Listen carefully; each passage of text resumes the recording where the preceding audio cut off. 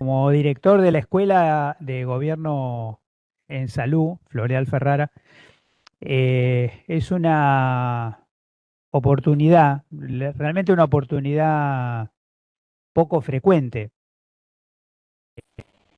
porque reflexionamos hoy un poco, intercambiábamos con el ministro, la, el tema de que uno, eventualmente, esta escuela se llama Escuela de Gobierno en Salud, Escuela de Gobierno en Salud Floreal Ferrara.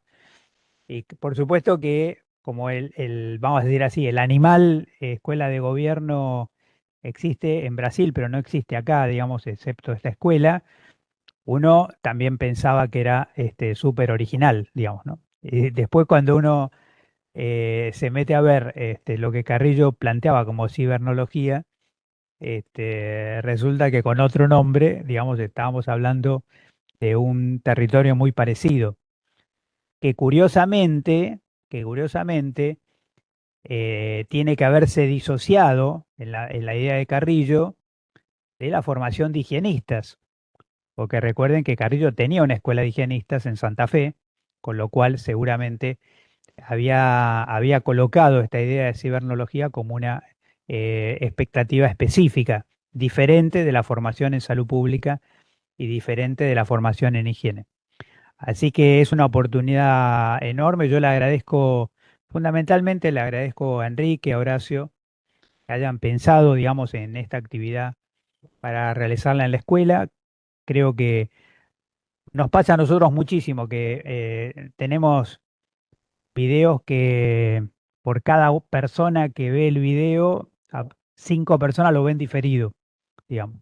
Y el canal de la escuela en este momento está casi en 1.800.000 vistas. O sea que es un canal, digamos, con mucha circulación.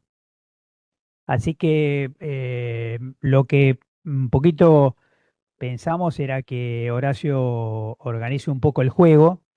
A mí me toca básicamente digamos, simplemente presentar, agradecerles, darles la bienvenida a a la escuela, dejar abierta la escuela para cualquier actividad presencial o virtual que se les ocurra que podría suceder o acontecer o ser imaginada a partir de esta reunión, y pedirle a Horacio que algunas palabras inaugurales y también que nos coordine un poco la mesa de hoy. Más o menos calculábamos en un orden de alrededor de unos 15 minutos, digamos, pero como lo que nosotros tenemos para decir es poquito, tenemos, si les parece bien, eh, ordenamos como una hora de presentación y una media hora de discusión aquí con los compañeros y también si hay preguntas desde fuera por el chat, digamos. Bueno, tiene la característica que yo me imaginaba de amigos, ¿no? De compañeros. Decía, ¿cómo voy a presentar a gente que tengo tanta confianza, tanto cariño? Al que conocí recién es a Gabriel, pero ya como chanchos somos de amigos. Hemos estado hablando porque él fue el que me sorprendió con este descubrimiento. Y a Mario es imposible presentarlo, salvo que es un imprescindible, ¿no? Yo creo que si no estuviera Mario, cuántas cosas estarían atrasadas, ¿no? Esta característica, porque yo llegué con esta novedad de que me había dicho un hijo mío y a un descubrimiento de un material de Carrillo que yo no le había hablado, ni lo había hinchado como siempre con todas estas cosas, y yo no tenía la mínima idea, ¿y por qué en filosofía y letras de Córdoba? ¿Y quiénes son estos tipos? Salvo que me consiguieron el teléfono del que hizo el libro, la edición, la editorial, y le dije que llevara algunos libros. Pero voy directo a Mario y me dice, yo justo estoy en eso, yo no le había dicho del libro. Yo digo, ¿cómo hizo este tipo para...? Ya había visto el libro, ya había imaginado lo que había pasado, a mí me dejó helado.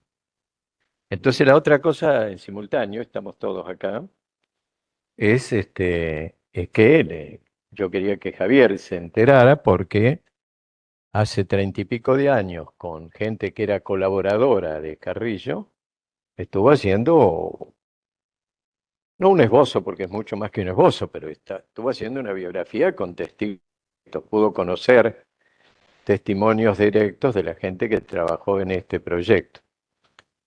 Yo también me había metido porque me pasaron el libro en un viaje que hicimos al Foro Social en Belén do Pará, y justo me llevé un libro de un hermano o de un sobrino de Carrillo, que tenía más que todo anécdotas familiares y esas cosas, pero a mí me pasó sufrir. Había ido la Susana Arrati para hacer un homenaje allá.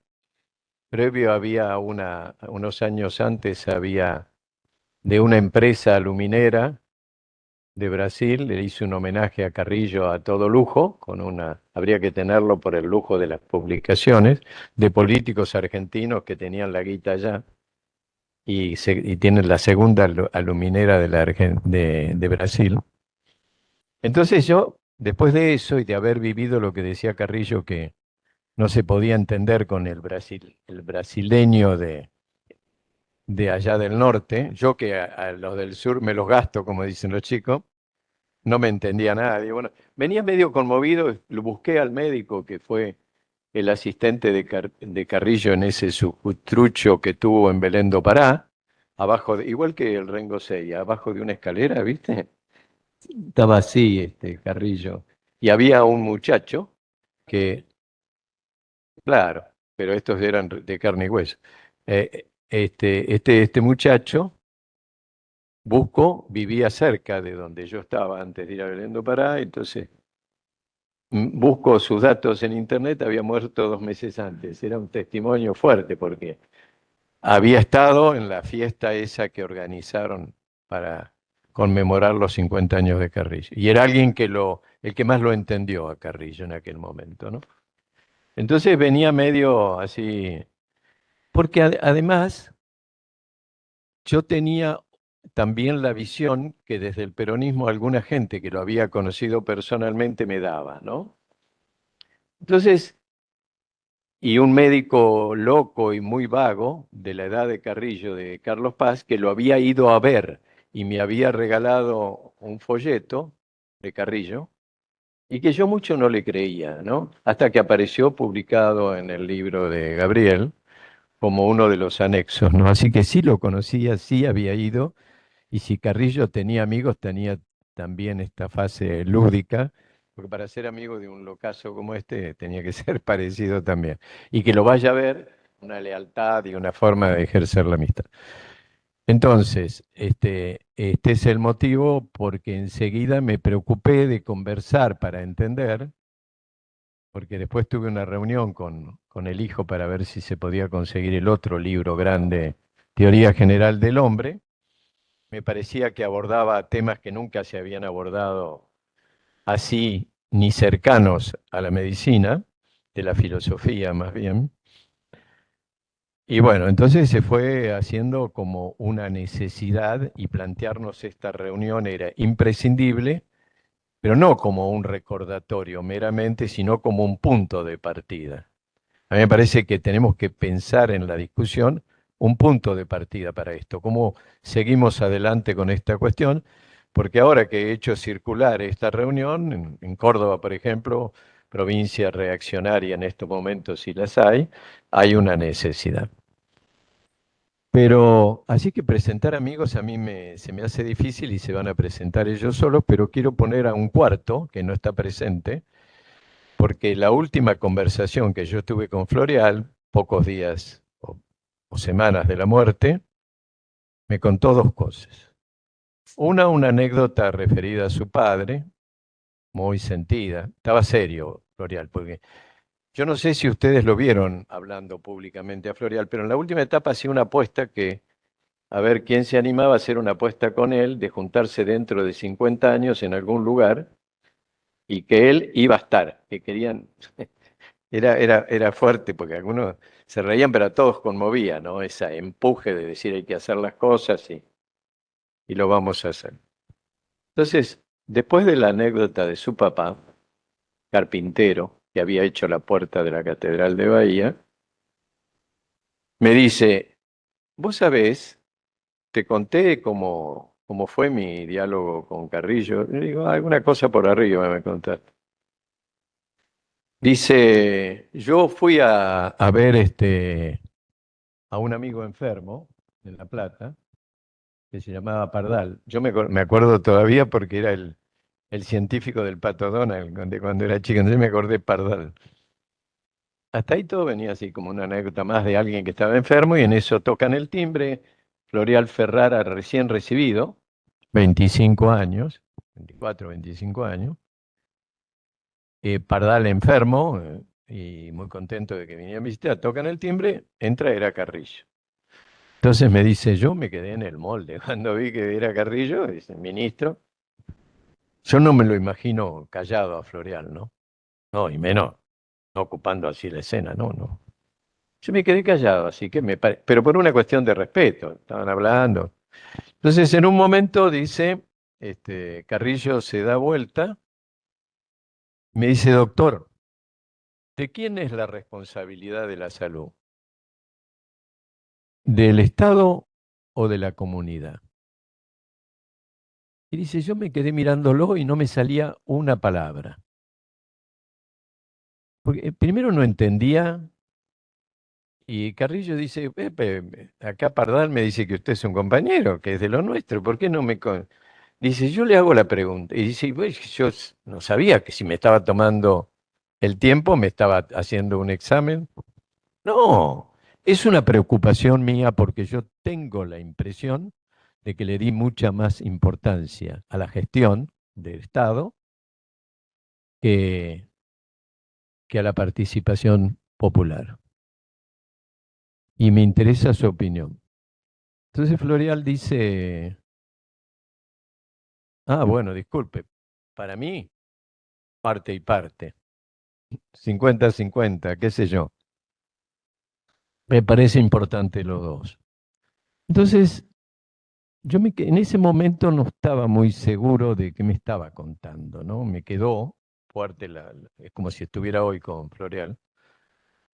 Este, Le digo, qué importante, ¿cómo te impresionó? No, muy bien, pero eso fue la reunión que estuve con él. Y le digo porque a nosotros el tema de la participación popular, que fue una de las propuestas que surgieron a nivel mundial como epidemiología comunitaria de parte de Gianni Tognoni, viene de alguien como Tognoni, que fue uno de los creadores de la estrategia de la atención primaria de la salud, que llegan a pensar 20 o pico de años después que el fracaso de la atención primaria de la salud, o mejor dicho, quedarse solamente en acercar los servicios, no estuve mal llamarle fracaso, pero digo, el quedarse en prestar servicios no generaba participación popular. Y lo que decía un grupo de gente, el principal fue Gianni Tognoni, que Cintia lo conoce bien, y ella, y Mariana también, es que había que llevar el observatorio epidemiológico a las comunidades, junto con los trabajadores de la salud. Esto es esencial. Y otra de las particularidades que solamente los trabajadores públicos son los que pueden generar un nuevo tipo de modelos de atención sanitaria, ¿no? Por eso es que me parecía importante hacer como una, una reflexión, un pensar a partir de ahora que estamos de vuelta con materiales reales que habían circulado, porque uno de los materiales que está como anexo me lo regaló este médico allá en Carlos Paz, en Punilla, pero que no habían tenido la dimensión necesaria, porque siempre el modelo médico hegemónico pone una barrera frente a las poblaciones. Le puedo contar con palabras sencillas algo de lo que le pasa a usted o a su familia, pero de ahí a que le dé herramientas para empezar a pensar en otras cosas o el valor de la prevención. Y se han hecho trabajos epidemiológicos que demuestran que la contención a veces es más importante que el tratamiento médico, ¿no? Fue muy significativo eso que los cardiólogos hicieron sobre la muerte de Maradona, por dicho, con 1.500 insuficientes cardíacos, con una telefonista 24 horas por día, ¿no? O las 20.000 mujeres hipertensas esencial es medicación versus otro tipo de contención. Entonces, a mí se me hace como un círculo que cierra, porque tenemos que pensar en muchísimas cosas de por qué nos pasa lo que nos pasa. Bueno, estamos en el medio de una situación que hace tanto a la vida como es la salud, es la vida misma. Y me parece que por ahí podríamos empezar a pensar en todas esas cosas. Y yo creo que acá van a disertar tres personas que saben muy bien. Así que yo quería hacer una pequeña presentación con mucha expectativa y esperanza activa de que podamos generar algo, ¿no? ¿Quién habla primero? Gabriel, ¿sí? ¿Eres vos? Gracias, Gabriel. Bueno, gracias a todas y todos por esta reunión. La verdad que es un reencuentro. Gracias, Mario, le decía a Mario que hace 35 años trabajé en este edificio, cuando Florial era ministro de Salud de la provincia. Y recordé, eh, es el mismo edificio. Fue, sí, Floreal fue obviamente una influencia muy importante para mí en esos años, previo a que fuera ministro y posterior también. Así que es un gustazo estar acá. Mi idea era hablar un poco sobre el aspecto de Carrillo de medicina social, un poco la parte conceptual ligada a su noción de gestión, dónde ubica él la medicina social. Hace muchos años hice, como decía Horacio, un trabajo de sistematizar la gestión, partes de la biografía. Tuve el gusto de poder entrevistar a la viuda, a Arturo, el hermano menor, a varios, al que fue, ay, se me escapa el nombre, el que fue ministro de Economía de Perón en el segundo gobierno, eso se etcétera, etcétera. La verdad que fue charlas inolvidables, y ahí no pude sacarle a Susana Pomar uno de los libros del cual va a hablar Gabriel. Y entonces, perdón, ¿lo acerco más? Ahí está. Bueno, no, disculpa. La, mm, Hace unos años hice un escrito, bueno, escribí varios artículos en base a ese estudio, y uno que lo escribí, que un poco lo que voy a hablar ahora, es en parte por enojo, porque les voy a leer esto de otros investigadores de Latinoamérica. Una que dice, y no voy a mencionarlos para no hacerles pasar vergüenza. Uno dice, durante los últimos 15 años, esto en 1986, ha surgido en América Latina una corriente de pensamiento en el campo sanitario conocido bajo el nombre de medicina social. 1986, dice, en los últimos 15 años. Es alguien de Latinoamérica que dice, una sanitarista. Y la otra persona dice, la medicina social que surge en los países latinoamericanos a fines de la década del 60. Otro autor sanitarista, y este es argentino encima. Creo que para mí, honestamente, lo más central, además de la ciberneología, del cual Gabriel es experto, es el concepto y la gestión que Carrillo hace en medicina social.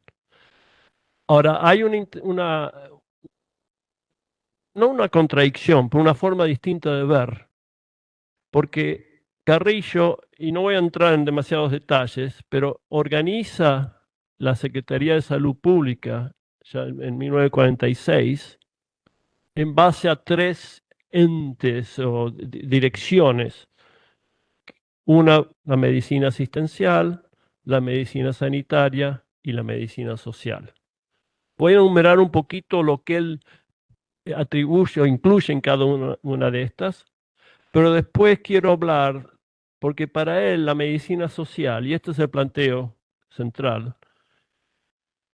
yo lo equiparo a la frase parafraseando a Marx, que medicina social es la etapa superior de la medicina.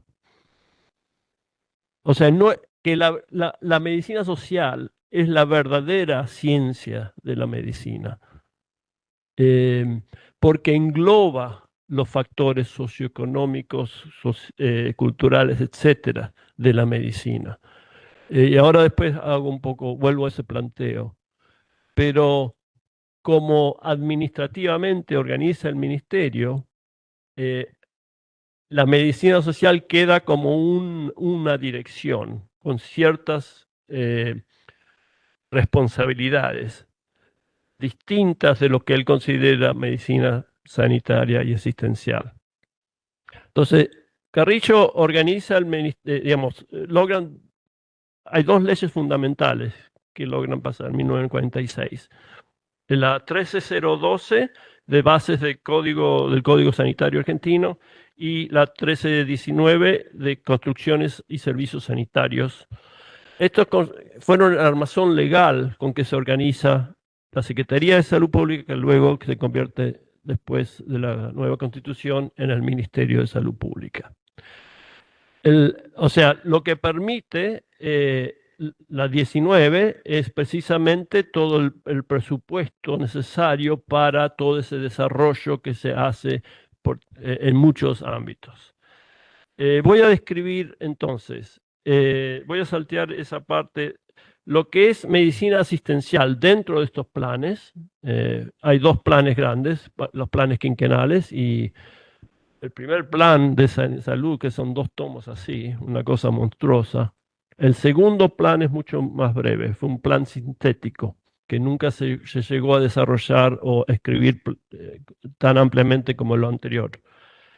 Dentro de la esfera de medicina asistencial, el plan de construcciones, ampliaciones y remodelaciones y refacciones hospitalarias permitió elevar la cifra de 57.000 camas en 1946 a 130.000 hacia fines del 1953. O sea, fue la asistencial claramente un desarrollo hospitalario, obviamente de distintas complejidades hospitalarias. La medicina sanitaria es respecto a las endemias y epidemias, cómo afrontarlas. Y acá donde está lo que todos conocemos de la lucha contra el paludismo, donde Alvarado juega un papel central, que es una cosa que hablamos en el auto cuando veníamos. Carrillo, además de ser, y esto sé que lo he dicho varias veces, era un genio absoluto. O sea, un genio. O sea, no hay discusión respecto a la capacidad intelectual de esta persona. Yo lo equiparo con un Chomsky o esos de ese nivel. Y eso es una de las cosas en común de todas las entrevistas que hice. Todo el mundo decía lo mismo. Como que cuando uno lo mira su trayectoria, ya desde neurocirujano hasta lo que logra armar como ministerio, pero lo que logra escribir durante ese tiempo, hasta que termina con ciberneología, es impresionante.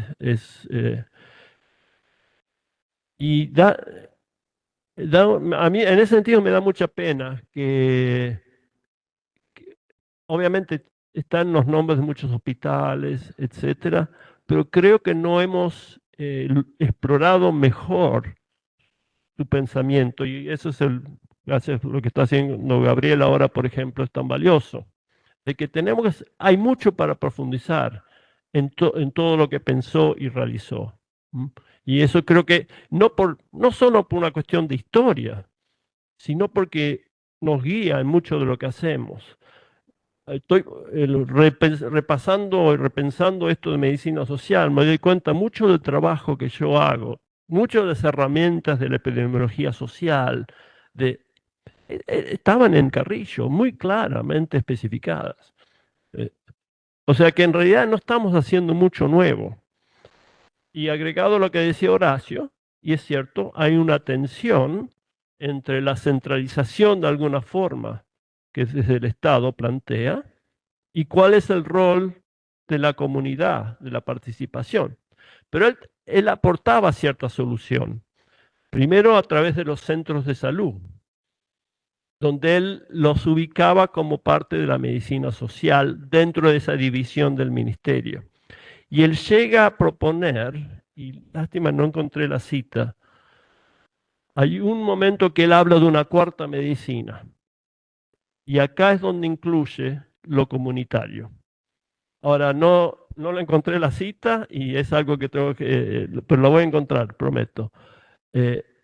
Para mí, honestamente, habiendo estudiado, leído muchos de sus textos y en base a la experiencia que tenemos, yo creo que fácilmente se enmarca dentro de medicina social. No hace falta esa cuarta medicina, en mi opinión, si se entiende bien medicina social.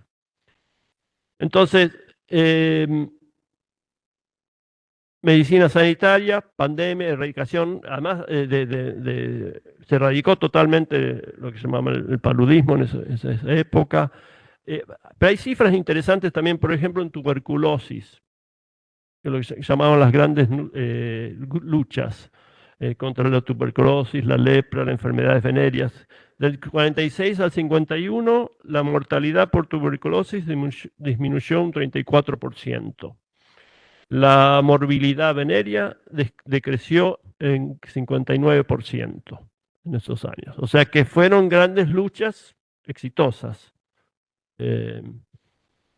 Entonces, entre los objetivos de la medicina social, pero entendiéndola como división dentro del ministerio y de los planes, él encaró la lucha contra lo que llamaba los factores sociales de la enfermedad, el diagnóstico precoz, la profilaxis por el tratamiento, la organización de la lucha contra enfermedades crónicas invalidantes, contra mortalidad infantil, etcétera, etcétera. Y los centros, como dije, de salud eran los entes de base de esta medicina social. Creó 123 de estos centros, hacia 1951 había 123 en el país.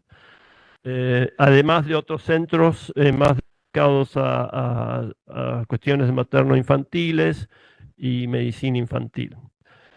Pero hay obviamente una lista de otros logros, entre los cuales, por ejemplo, está EMESTA, donde se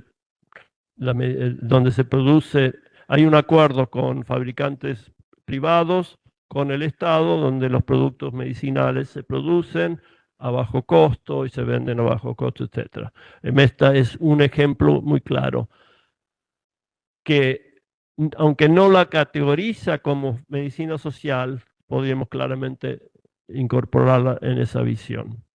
Entonces, voy a leer algunas ideas de medicina social en el sentido de como una rama del Estado. Y acá está la diferencia.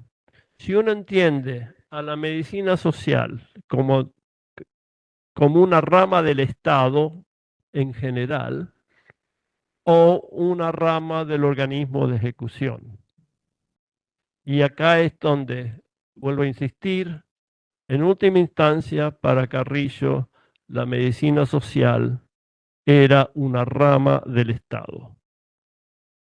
Y obviamente a nivel de gestión uno tiene que separar cuestiones, pero en última instancia la medicina real para Carrillo era la medicina social. Y leo algunas cuestiones, palabras de él, que él era brillante cómo escribía, cómo lograba resumir en pocas palabras, en frases claves, ideas muy profundas. Él decía, es una rama del Estado, la medicina social, que debía controlar los factores económicos, sociales, determinantes, colectivos de la salud humana y en el conjunto del pueblo. O sea, determinantes de todo tipo, donde incluye condiciones laborales, incluso educación sanitaria, alimentación, vivienda, etcétera, etcétera. Hay una pequeña mención de que él en realidad no empieza la gestión utilizando el término medicina social. Empieza a incorporarlo en sus discursos hacia fines del 46, comienzo del 47. Y de hecho, un discurso en el que él habla de estas temáticas, en ningún momento menciona medicina social, pero un año después, cuando se publica, él le pone el título Medicina Social. Obviamente él tenía claro estas concepciones al comienzo, aunque no estaba utilizando esta terminología. Entonces, él planteaba tres ejes de la medicina social, que es materia de gobierno, de Estado, que se privilegia el polo de la salud y que lo esencial es la problemática de la colectividad, no de la individualidad.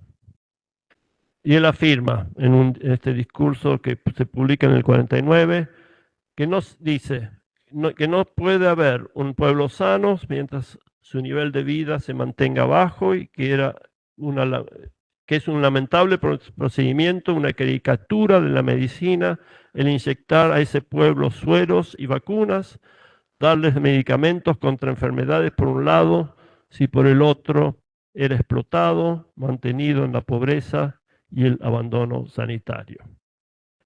Entonces, según Carrillo, y en parte hay extrapolación mía acá, interpretación de él, pero sobre lo que él dice, que en tanto ciencia es una ciencia económica, política y social.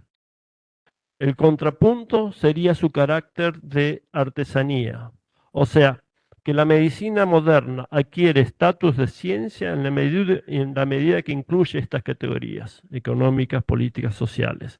Si lo excluye, perdura en el terreno de lo artesanal. Gran refinamiento artesanal, pero artesanal al fin. Entonces él dice que concibe a la medicina no como ciencia aplicada, como mero esfuerzo técnico profesional, no, sino también como ciencia social supeditada a las necesidades generales del pueblo y del Estado. Entonces, no voy a hacer esto más largo, hay mucho más para decir, pero para mí es muy clara esta concepción, lo que llamo concepción carrillana de medicina social, que es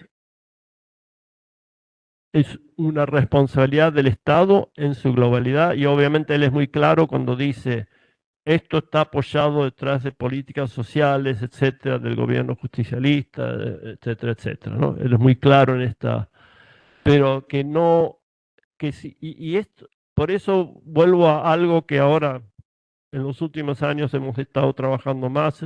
Ahora vivo en Canadá hace muchos años y me causaba gracia al principio escuchar cosas como si fueran novedosas, ¿no? Factores, los determinantes sociales de salud, como si fuera algo novedoso, ¿no? Pero muchos de los estudios que se están haciendo epidemiológicos, epidemiología social, que se han crecido mucho, son las herramientas de las cuales él hablaba en ese momento. Por ejemplo, el estudio que hizo Wilkinson en Inglaterra, no sé si hace ya bastantes años, donde muestra que las sociedades más desiguales tienen un efecto de detrimento de la salud de toda la población, no solo de los de bajos recursos, sino de toda la población.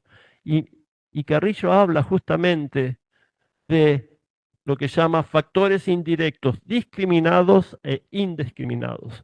Los discriminados son los que afectan a las poblaciones de menores recursos, por ejemplo. Pero también habla de factores indirectos, determinantes de salud, indiscriminados. Quiere decir que también afecta a los que tienen muchos recursos. Y si lo pensamos ahora, desde temas como el cambio climático, etcétera, está funcionando esa noción de lo de indiscriminado también. Así que por eso los estudios de Wilkinson, para mí, fueron una confirmación muy clara de estas ideas que Carrillo ya planteaba en los años 40 y pico y 50. Así que termino acá, muchas gracias.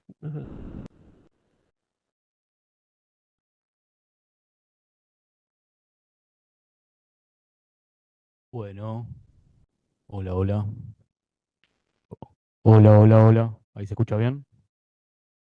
Bueno, muchísimas gracias ante todo. por el recibimiento.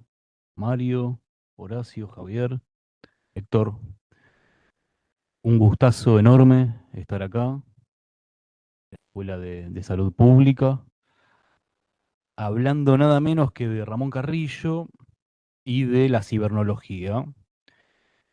Les voy a contar un poco de qué se trata esto, para quienes no saben aún de qué va. Bueno, yo soy sociólogo, me interesa más que nada la sociología histórica, me interesa mucho la relación sociedad y tecnología.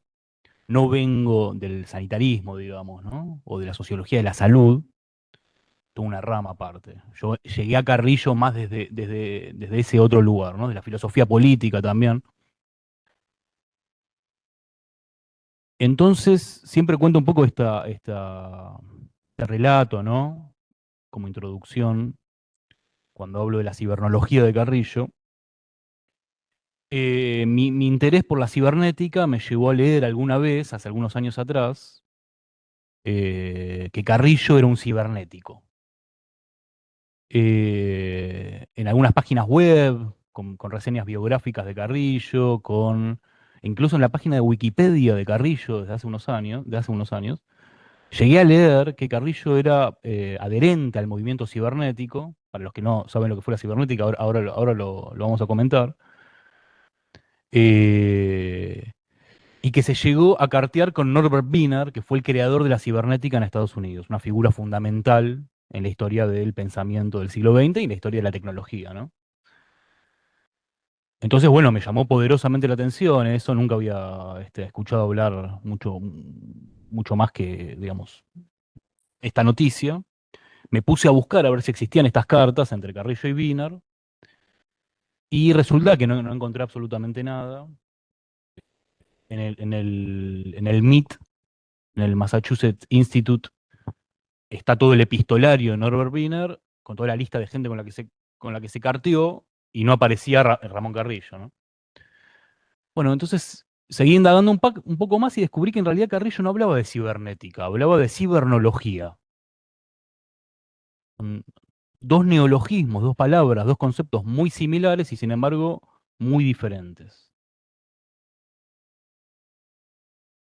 Entonces empecé a profundizar un poco más la investigación y lo primero que encontré, que me dio ya una pista más certera de qué era aquello a lo que Carrillo llamaba cibernología, la encontré en esta revista, que la traje hoy acá, la revista Hechos e Ideas, que fue una revista bastante importante de la época del primer peronismo, en la época del espacio, digamos, de discusión intelectual del primer peronismo. Y Carrillo, en un número de mayo y junio de 1952, llegó a publicar un artículo llamado Introducción a la cibernología y a la biopolítica, los espacios del hombre. Acá se los dejo, si quieren ir mirándolo, ir haciéndolo circular. Sí, hay que buscarlo, el artículo está ahí en el medio más o menos. Bueno, ahí en ese artículo Carrillo plantea que está desarrollando en 1952, en pleno ejercicio del ministerio y de su cargo como ministro de Salud, está desarrollando una ciencia de gobierno.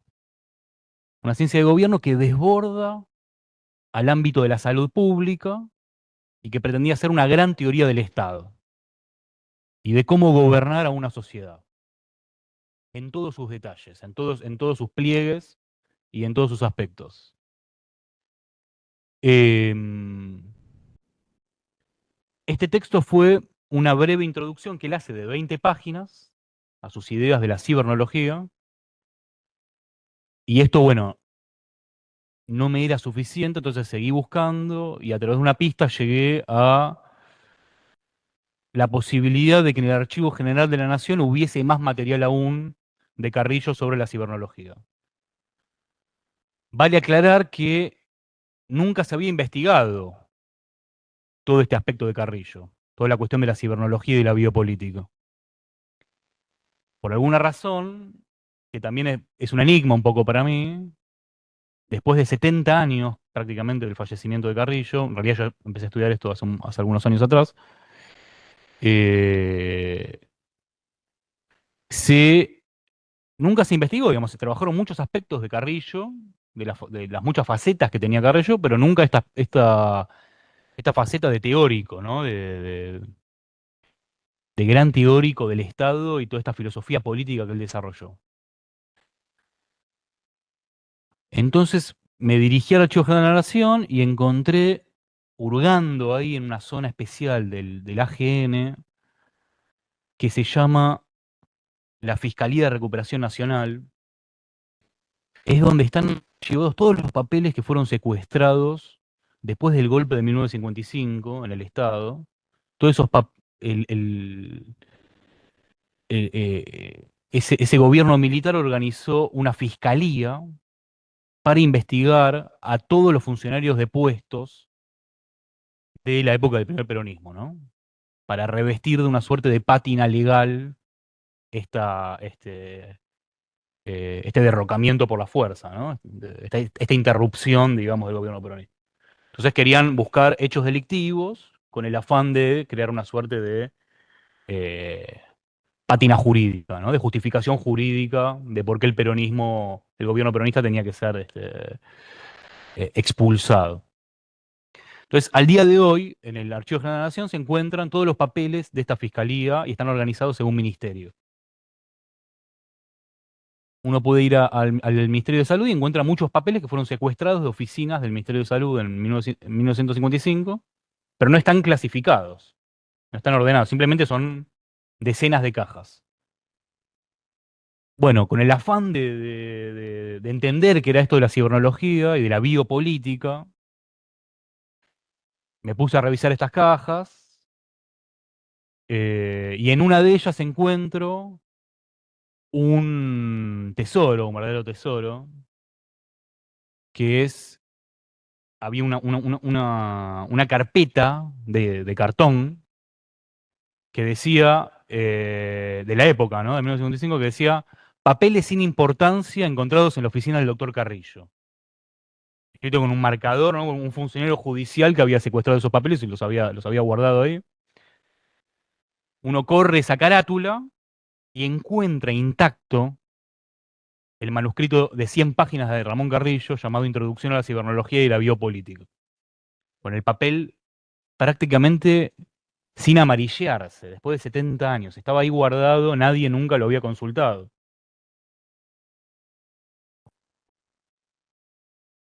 Bueno, es un documento fascinante, donde Carrillo expone, sistematiza de manera sintética toda esta gran teoría de gobierno que había estado formulando, que había estado desarrollando mientras era ministro. La primera cosa que yo hago con ese hallazgo es editar un primer libro sobre el tema, que es un ensayo sobre el asunto, que me obliga a repensar un poco el peronismo en general, digamos, la figura de Carrillo y el primer peronismo también. Bueno, me parece que aporta elementos para repensar el peronismo. Desde el punto de vista, yo diría, biopolítico. eh, entonces, bueno, el primer resultado de eso es este libro, que se llama El don de la ubicuidad, Ramón Carrillo y la cibernología peronista, es un ensayo histórico, donde recojo mucho, bueno, por supuesto trabajo mucho esto de qué era la cibernología a partir de este documento. A raíz de este libro, entro en contacto con un investigador santiagueño que se interesa mucho por el asunto, Ramiro Gonia, y él me propone, hace unos pocos años, publicar en un libro aparte eh, el manuscrito entero de Carrillo, que es lo que estamos presentando hoy, que es este libro, editado por la editorial Las 40, que está el texto entero encontrado en el Archivo General de la Nación. Que se llama igual, como podrán observar, que ese artículo que se publicó en la revista Hechos e Ideas en 1952. Solo que tiene mucho mayor desarrollo, digamos, ¿no? Em, bueno, también incluimos en esta introducción a la cibernología y la biopolítica algunos anexos, algunos documentos muy interesantes que fuimos encontrando después de haber encontrado lo del AGN.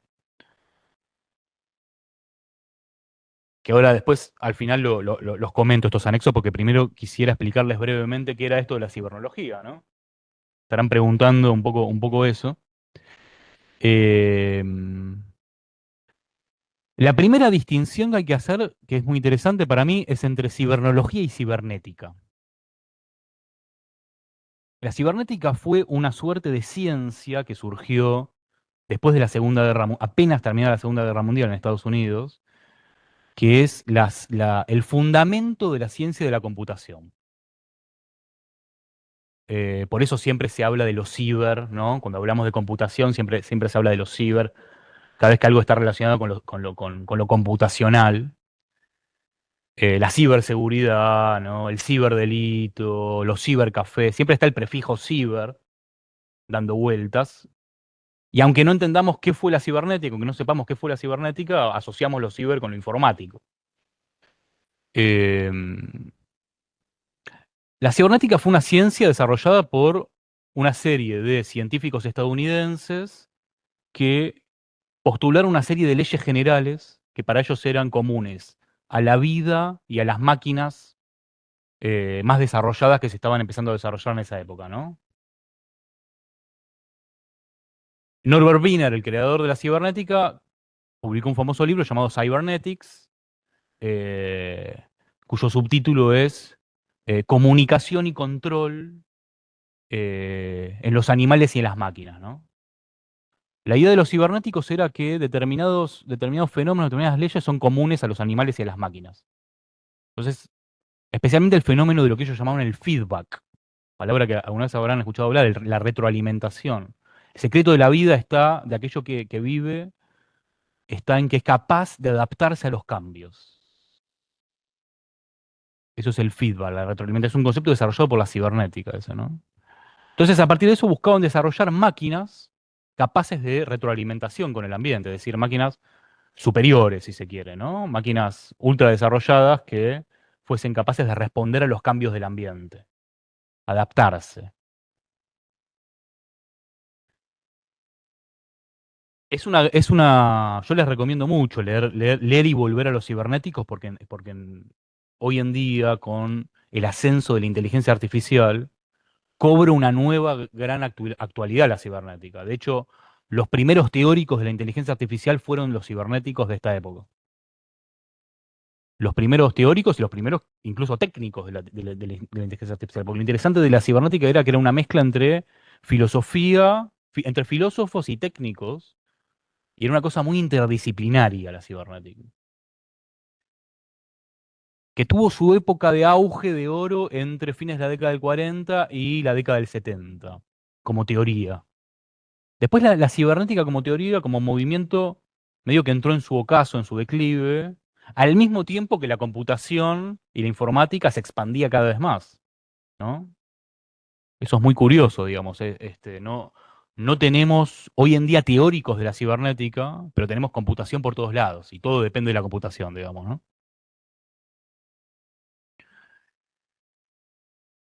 Resulta que Carrillo llegó a enterarse de lo que estaba pasando en esa misma época en Estados Unidos con la cibernética, sabía quién era Norbert Wiener,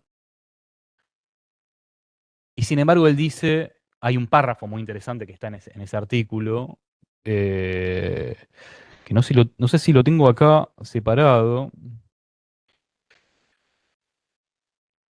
Sí. Ah, no, no, no. Hay un párrafo que es muy interesante donde Carrillo sintetiza sus diferencias con la cibernética, ¿no? Y dice, mi idea de la ciencia de gobierno se llama cibernología. Y yo no sabía que existía la cibernética cuando tuve la idea de ponerle a mi ciencia de gobierno la cibernología, dice él.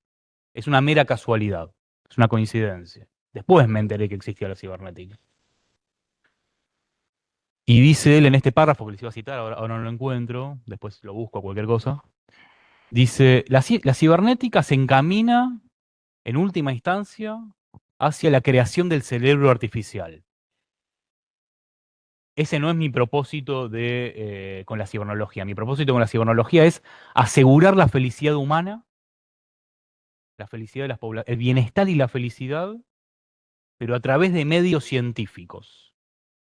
Es una suerte de ciencia del bienestar y de la felicidad conducida desde el Estado.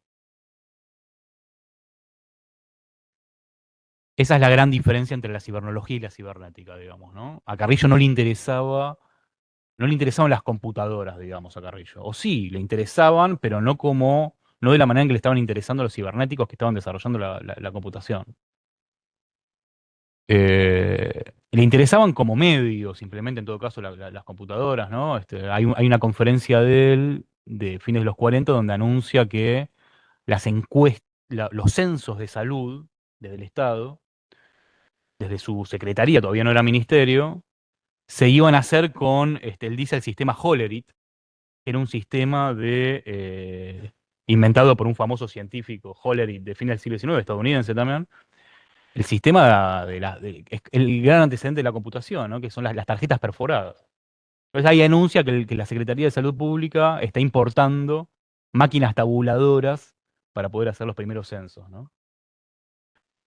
Lo cual es muy importante porque Carrillo, al crear un Ministerio de Salud y al llevar a cabo una política de salud enorme, como nunca antes había sido llevada a cabo en Argentina, y teniendo que llevar a cabo una gran obra como era esa, como se ve, como comentaba Javier, en el Plan Analítico de Salud Pública que él elabora en 1946, que es impresionante,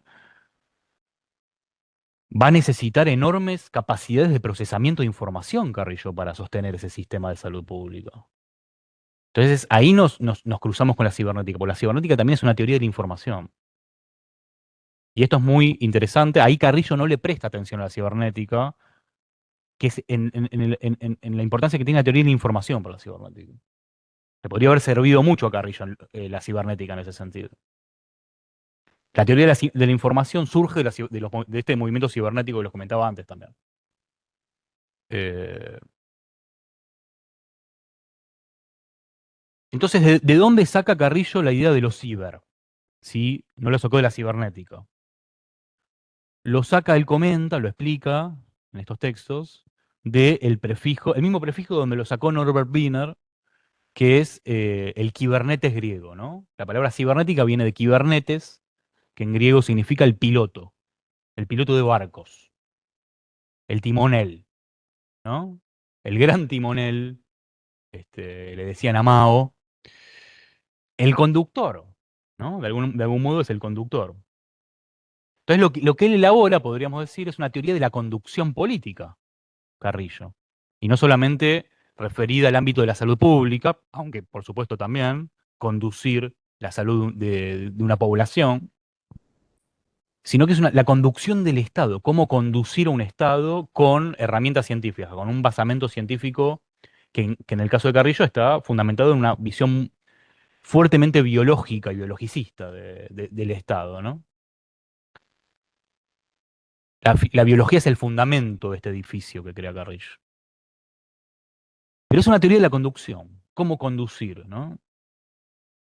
Que creo que, bueno, es muy interesante para pensar la idea de conducción política en general, o repensarla, por eso decía que a mí toda esta cuestión me había hecho repensar un poco el peronismo, ¿no? Porque Perón también tenía su propia conducción, su teoría de la conducción, la- que es muy interesante, que está planteada en sus cursos de conducción política, pero es muy diferente la teoría de Carrillo, de la idea de conducción al menos de Carrillo, ¿no? Porque es una idea muy cientificista la de Carrillo. La idea de Perón era una idea mucho más intuitiva, digamos, ¿no? No era cientificista. Carrillo, Perón no planteaba que pudiese ser posible crear una suerte de manual de instrucciones de cómo conducir políticamente. De algún modo Carrillo sí cree que eso sea posible formalizar científicamente la conducción política, ¿no? La palabra kibernetes del griego después derivó hacia el latín, hacia la palabra guberno. Entonces, la palabra gobierno, gobernar, viene del griego en realidad. Significa esto de timonear, conducir un barco, etcétera, ¿no?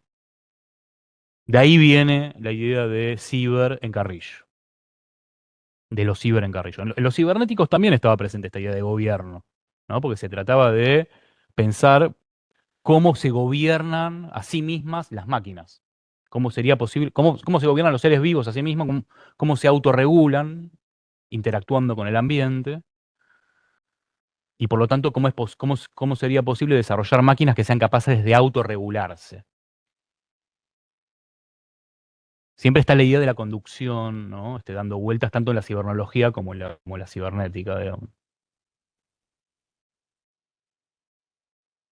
Otro punto en común, quizás muy interesante, entre Wiener y Carrillo, que son como dos figuras que habría que ponerlas una del lado de la otra, ¿no? Es esto que comentaba Javier, la idea de que Carrillo era un genio, realmente había así, sin duda, y Wiener también. Wiener también era un genio, ¿no? Y de hecho fue un niño prodigio. Carrillo un poco lo fue también, ¿no? Por lo que se sabe de hecho, la autobiografía de Norbert Wiener se llama Ex Prodigio. Entonces, ahí hay cierto punto en común también, ¿no? Los dos, el creador de la cibernética, el creador de la cibernología, uno en Estados Unidos, el otro en Argentina, al mismo tiempo, son estas figuras que tenían así un pasado de ex niños prodigios, si se quiere, ¿no? Después, el otro aspecto fundamental de todo esto es que Carrillo llama a la rama práctica de la cibernología, la llama la biopolítica. O sea, está por un lado la idea de la cibernética y de la cibernología, perdón, y por otro lado está la idea de la biopolítica. Que él dice en un momento, la biopolítica es la rama práctica de la cibernología. Así define lo que él llama la biopolítica, ¿no? Entonces, este fue otro aspecto que a mí me pareció crucial y que me llamó enormemente la atención, siendo sociólogo además, ¿no? De lo de Carrillo, que es biopolítica. Biopolítica, yo ya había escuchado hablar de la biopolítica. No sé si ustedes habían escuchado hablar antes de la idea de biopolítica, es un concepto nodal en la filosofía política de los últimos 50 años, desde que lo introdujo Foucault en su obra, ¿no? Que recién lo empieza a introducir Foucault en 1975, la idea de la biopolítica, ¿no? La idea de biopolítica significa simplemente el hecho de que en la época moderna, y especialmente en los países industrializados, la política se torna cada vez más hacia la vida. Se preocupa cada vez más por los fenómenos que tienen que ver con la vida y con la vitalidad de las poblaciones. Al gobierno le interesa potenciar la vida de la población, digamos, ¿no? Con fines políticos, justamente, y económicos también. No es solamente una cuestión, digamos, de amor por la vida, digamos. De hecho, el desarrollo que hace Foucault es un desarrollo crítico de la idea de biopolítica. Entonces, de repente, bueno, por supuesto, esto me llamó enormemente la atención. ¿Cómo biopolítica? Biopolítica, Carrillo ya hablaba 25 años antes que Foucault de biopolítica. Entiende algo diferente a Foucault, pero no tanto, digamos, ¿no? También Carrillo, y esta es una hipótesis mía, en realidad, en un momento dice que también se le ocurrió a él el neologismo, también se le ocurrió a él el neologismo biopolítica, y en ese artículo de Hechos e Ideas, en el artículo breve, tiene una discusión con una suerte de intercambio, más que discusión, con un personaje muy oscuro de esa época llamado Maillet, Jacques-Marie de Maillet, un nazi francés que se había exiliado en Argentina y acá se volvió una suerte de antropólogo delirante que buscaba las huellas de los vikingos, ¿no? Habiendo venido antes de los españoles, ¿no? Bueno, se aventuró incluso en Perú y todo, buscando eso. Tuvo adherentes, se formó como un círculo de nazis que lo seguían, adhirió al peronismo también.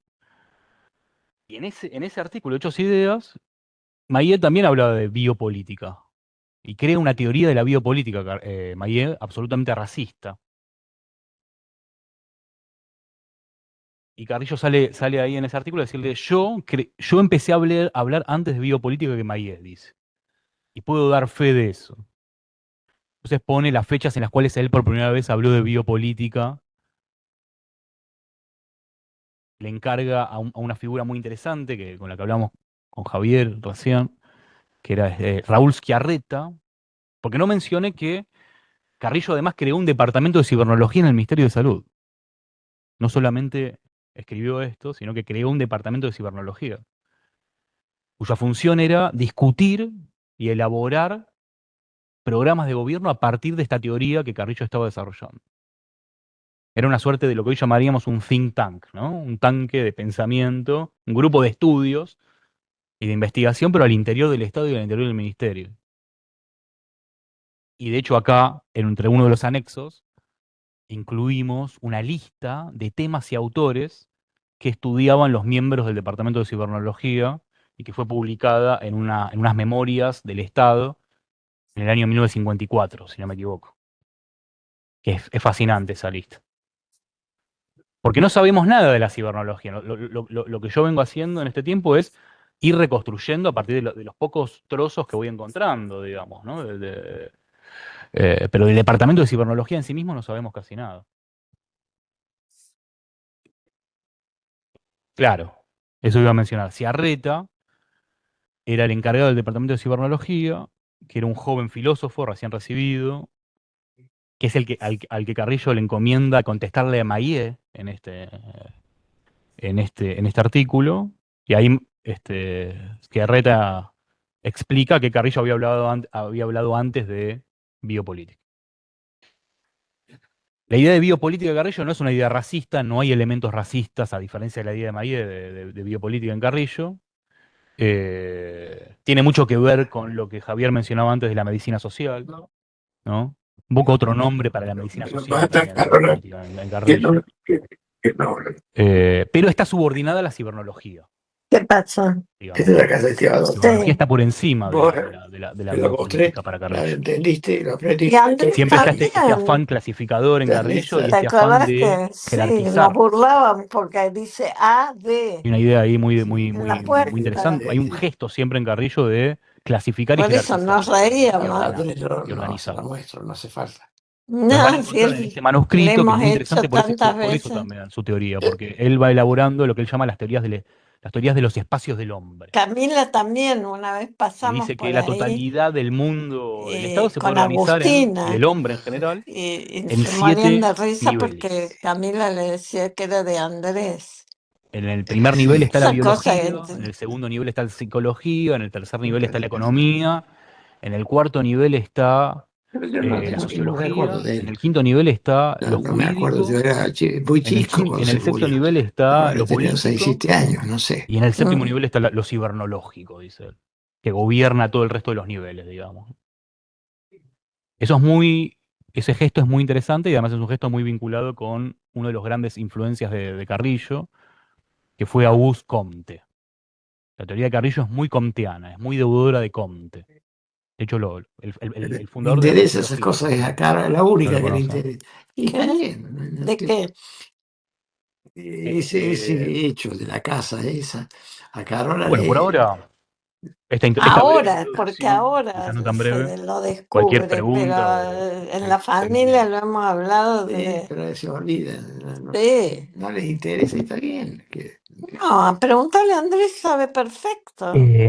Bueno, algunos comentarios o reflexiones que son también un poco Pero es que situadas, ahora va a porque hablar Mario. entre otras cosas, yo arranqué un poco contando que la propia idea de hacer una escuela de gobierno en un ministerio de salud, en este caso la pero provincia de no da. Buenos Aires, con el nombre de Floreal Ferrara, fue antecedido por un intento similar realizado en el gobierno de la Nación para crear la escuela de gobierno Ramón El Carrillo, mío sí. que de hecho No el da por la decreto que la creaba filmación. fue firmado por Cristina Fernández de Kirchner y duró 8 meses, digamos, hasta que fue de los primeros decretos de Macri fue revocar la creación de esa escuela. Y como les había comentado, en la Argentina eso no es una tradición, pero sí es una tradición en Brasil. A mí las cosas que se me ocurría era un poco cierta conexión longitudinal, es decir, más que los contemporáneos, las conexiones, un poco por esto de que me parece que el devenir de las ideas hace que muchas veces tampoco uno esté muy seguro si inventó algo o si de alguna manera es una cita de algo que escuchó y por algún motivo lo perdió. A mí me parece que la primera cosa es que la genialidad de Carrillo lo coloca fundamentalmente, su desarrollo intelectual se va a dar fundamentalmente en el mundo de la neurología y de las neurociencias.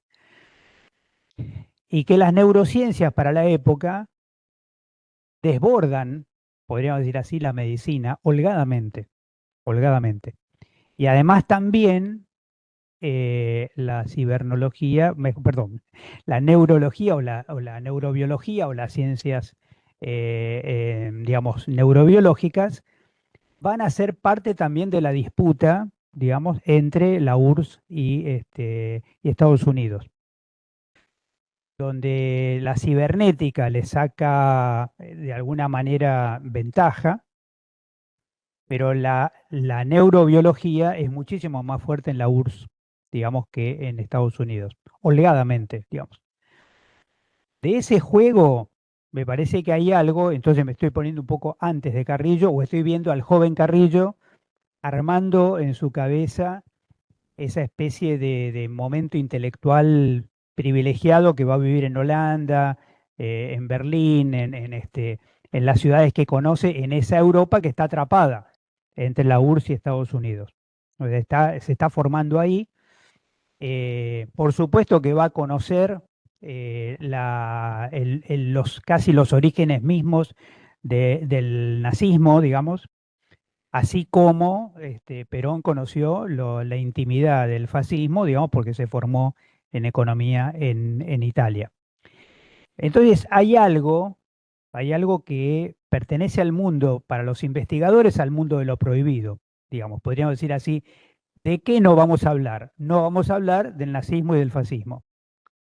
No en el sentido, llamémoslo así, estigmatizante, que es fácil, digamos, hacer un gran paquete y encerrarlo exactamente igual que como se encerró al peronismo, sino teniendo la posibilidad de estudiarlo en sus contradicciones, tremendas contradicciones. Por ejemplo, esto mismo que vos comentabas respecto al tema de la planificación, ¿no? O sea, si uno hace una historia de la planificación parece que la inventó Estados Unidos por el Plan Marshall, o parece que la inventó la Alianza para el Progreso y la difundió en América Latina. Pero si uno va para atrás, va a aparecer, digamos, el Gosplan, digamos, y va a aparecer la planificación en Alemania y la planificación en Italia. Llamémosla así, quizá planificación corporativa, aparece un adjetivo como para sacarlo.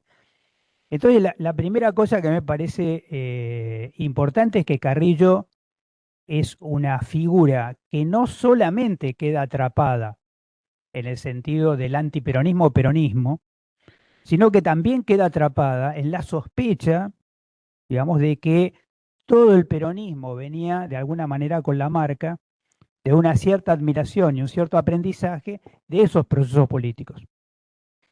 Al punto incluso que son palabras que son echadas casi como un látigo, digamos, como por ejemplo la palabra eugenesia, digamos, ¿no? O sea, sobre si era eugenésico o no eugenésico Carrillo, por ejemplo. Evidentemente, una de las partes que quedan por fuera del juego es que la eugenesia tenía muy buena prensa antes, digo, los experimentos de la Alemania nazi. Digamos, Palacios era eugenésico, digamos, para decirlo, había eugenesia de izquierda, digamos. Entonces, hay algo ahí que me parece interesante de señalar, que es un poco, también la historia es maniquea respecto a la forma como se clausuran, podríamos decir, para poner, y no en el sentido del elogio, pero para saber también, llamémoslo así, cómo estos mapas mentales, digamos, anulan la posibilidad de investigar. Un caso paradigmático es la epidemiología del cáncer. Digamos, ¿por qué? Porque, digamos, la madre de Hitler había muerto de cáncer y el desarrollo más importante en la investigación de cáncer, incluso con aportes de Argentina, pero digamos, de Roffo concretamente, hay que pensar que Roffo en la década del 30 está generando cáncer, induciendo cáncer, generando cáncer artificial. tiñendo, digamos, tejidos y transformando. Todo esto pasa por grandes investigaciones que la gente que hace investigación sobre epidemiología del cáncer dice que incluso Estados Unidos se quedó con el material y de ahí queda la famosa sospecha sobre, digamos, cánceres muy raros que le pasan a algunas personas, por ejemplo a Chávez, digamos, para decirlo de alguna manera, sobre la pregunta si el cáncer en realidad es una fatalidad o también hay formas de inducirlo. Ahí hay un tema interesante porque entonces Carrillo de alguna manera está en un pliegue de la historia. O sea, está ubicado en algún lugar donde está el pliegue chico, que es peronismo-antiperonismo, pero está en un pliegue grande. Y ese pliegue grande no es solamente de Carrillo. O sea, nosotros lo tuvimos que estudiar, por ejemplo, porque está en el estigma de la pediatría. Digamos, la pediatría en América se desarrolló sobre una asociación estratégica entre pediatría, eugenesia, incluso el concepto de homicultura, digamos, como una noción, digamos, de que había que incidir sobre las nuevas generaciones de una manera parecida a cómo se incidía en la pureza del ganado, digamos, para decirlo de alguna manera gráfica. De hecho, Arauz Alfaro, digamos, fundador de la Sociedad Argentina de Pediatría, va a ser un referente panamericano sobre esa categoría. Entonces me parecía interesante plantear esto, porque ese momento que está viviendo Carrillo, además, se da en una especie de trípode que tiene que ver con las neurociencias. De hecho, las neurociencias tuvieron mucha incidencia sobre la cibernética también, en sentido, de ahí viene la inteligencia artificial, por ejemplo.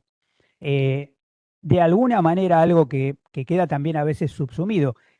Carrillo de alguna manera era un médico militar, digamos, y esto también va a influir fuertemente en la relación con Perón en términos de pensamiento estratégico, porque tan sorprendente como este texto son las conferencias que Carrillo va a dar sobre guerra psicológica al Estado Mayor del Ejército. Entonces, digamos, ¿de dónde sale que el Estado Mayor del Ejército iba a estar escuchando, digamos, al ministro de Salud de un país, digamos, ¿no? Digamos, se puede ver incluso ya lo que podríamos llamar la guerra psicológica, que después va a dar origen a la propaganda, lo que en esa serie Mad Men, digamos, describe como una etapa clave donde empieza el marketing político y demás.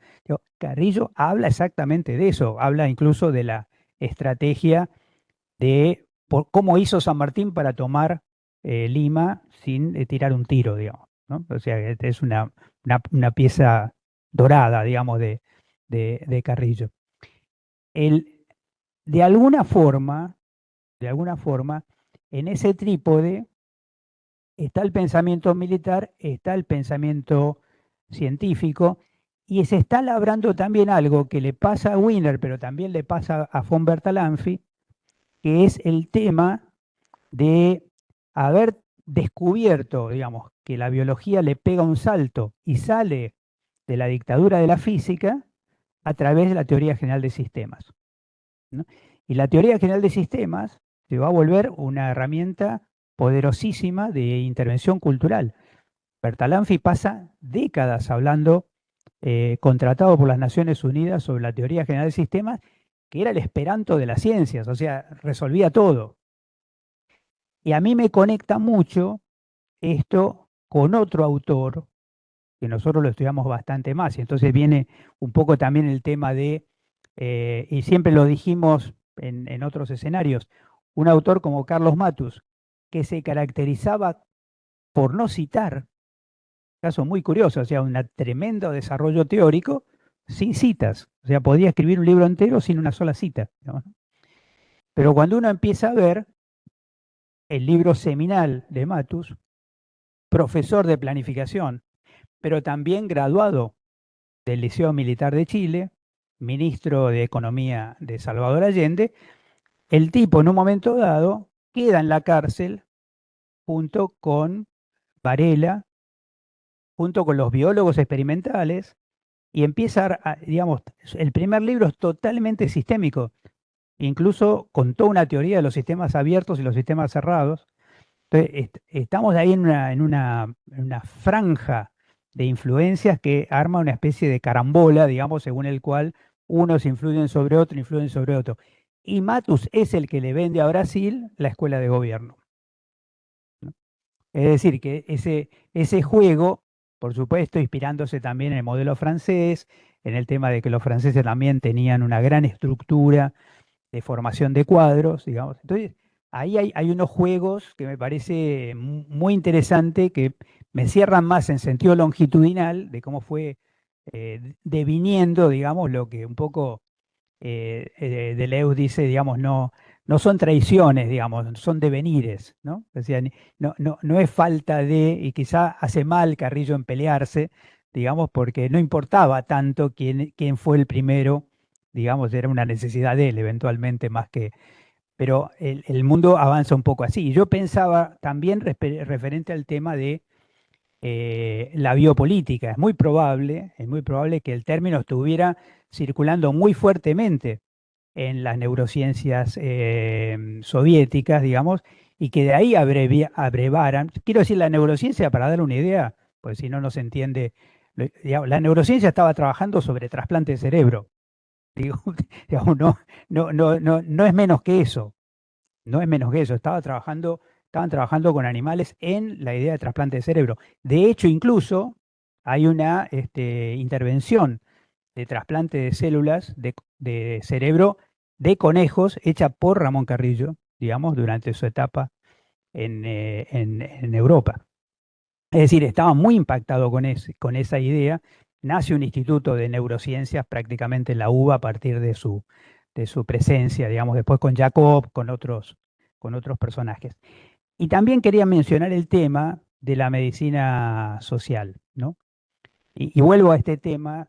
Carrillo era fundamentalmente, tenía ahora en lo político una cosmovisión cristiana, era fuertemente católico, fuertemente religioso, probablemente muy influido por las encíclicas obreras, digamos, de la época.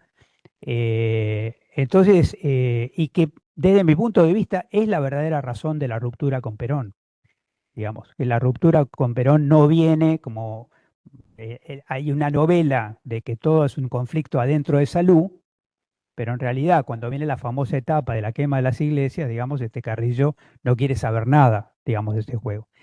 Y, y también hay una cosa que me parece que circula por ahí muy fuerte, que es la relación de Perón con Carrillo era de un tremendo respeto recíproco. O sea, prácticamente no hay momento que Carrillo hable de su obra sin mencionar a Perón, ¿no? Y casi que nosotros llegamos un poco a esa frase, digamos, no hay Carrillo sin Perón, digamos, en el sentido no de la persona, sino de lo que pudo hacer como un sujeto histórico. Y casi lo último que quería mencionar, referido al tema de la medicina social. Evidentemente no había forma de ocultar que Carrillo era un referente de la medicina social.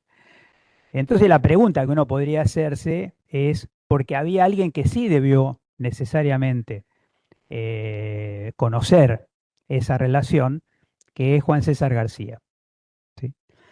Pero ahí hay que ver nuevamente el tema que cuando nosotros estamos hablando, por ejemplo, de la época dorada, o sea, voy a una contradicción fundamental que se da en nuestro país, en la época dorada de la Universidad de Buenos Aires, donde la época dorada de la Universidad de Buenos Aires, autopercibida, es 55-66.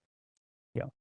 Entonces empiezan a surgir una serie de personajes, podría decir, caso de Husay, para decirlo, los premios Nobel, digamos, Goldenberg, digamos, para mencionar en el caso de la salud mental, que eran fuertemente antiperonistas, estructuralmente antiperonistas, que consideraban, digamos, que ahora sí aparece, hasta Onganía, digamos, se había inaugurado una nueva era de desarrollos científicos brillantes, etcétera. Desde mi punto de vista, Juan César García está inscripto.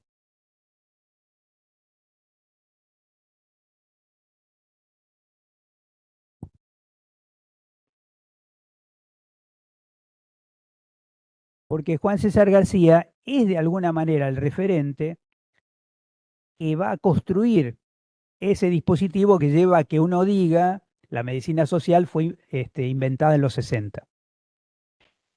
Lo único que podríamos decir a favor de Juan César en ese sentido es que Juan César no dice que él inventó la medicina social, sino que se va mucho más atrás.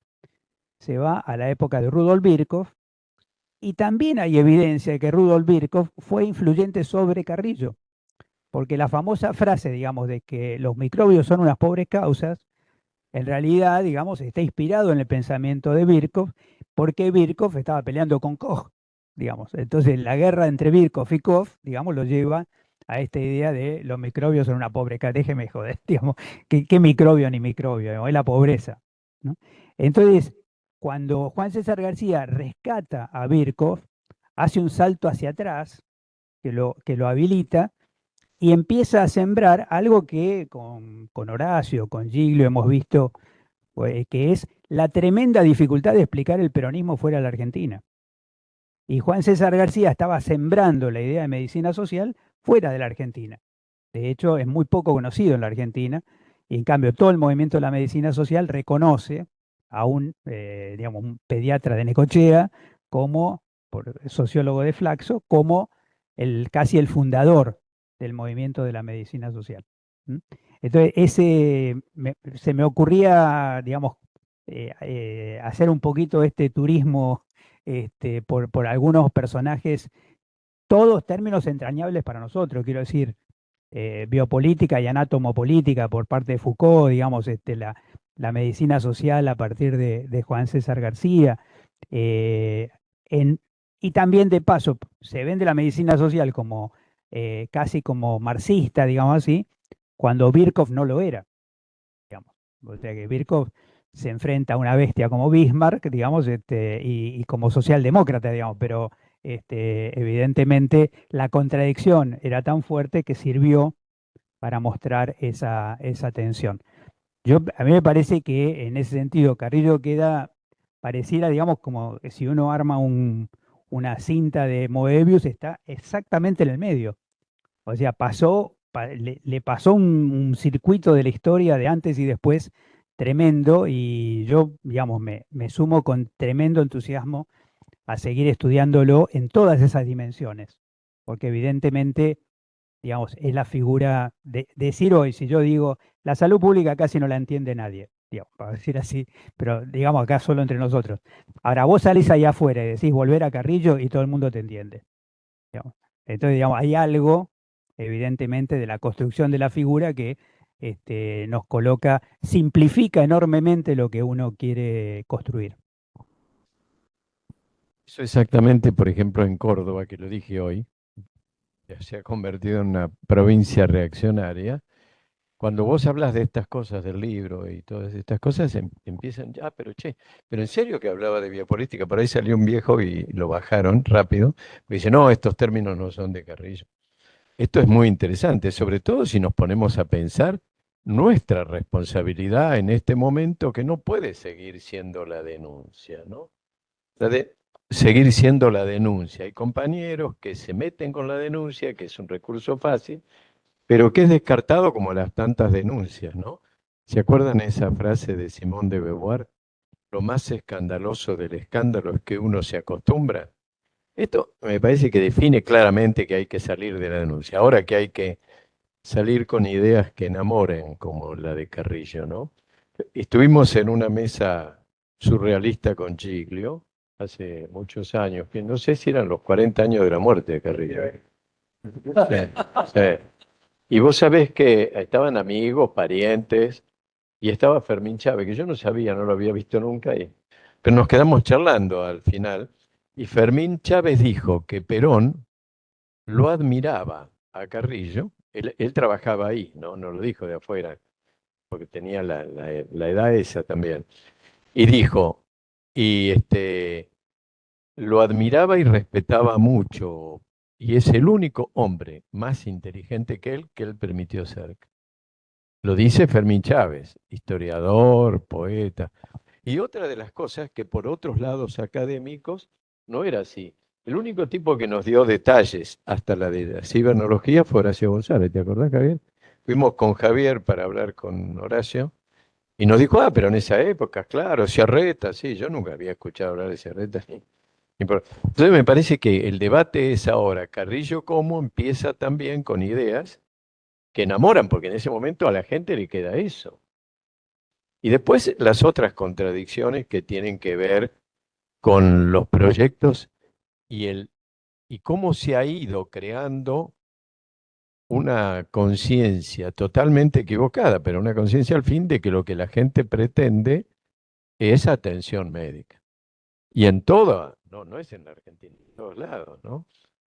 En uno de esos encuentros del Foro Social Mundial, una mujer del equipo de Evo, yo creía que era fanática y de paso le podía hablar de una equivocación del Evo cuando empezó a hablar de la CUS.